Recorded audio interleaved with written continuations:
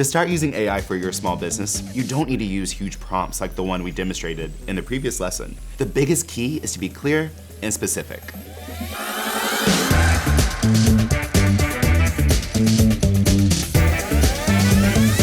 When you're writing prompts for text generation, there are some key things to keep in mind.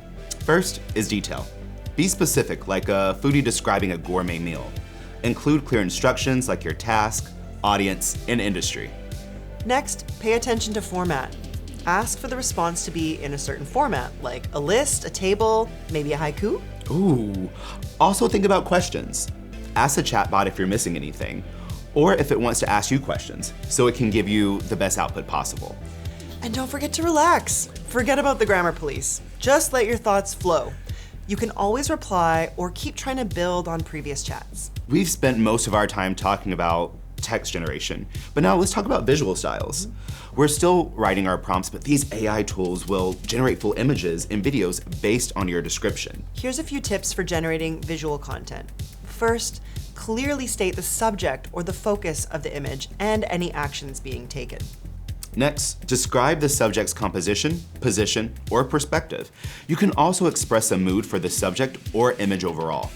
Set a color scheme, lighting, texture, ambiance. It's all about the feels. Ooh, I'm getting the feels right now, and it can be fun to actually choose a historical or futuristic setting. Time travel is possible here. Give context to your setting. It's all about location, location, location. Set the aesthetic style. Impressionist, minimalist, or maybe steampunk. I like steampunk. The sky's the limit here. How about a purple dragon delivering pizzas on the beach with cinematic lighting and a synthwave aesthetic? Now, these are a few of our best tips for getting started. And now you're probably wondering, well, which tools do I use? Even as we were developing this course, new tools were being released. So we're not going to recommend any specific ones, but we do have a lot of information in our prompt library and our blog posts. Check out the links for resources like our cheat sheet prompt library and guides below. And get ready for our next lesson covering the risks and limitations of generative AI.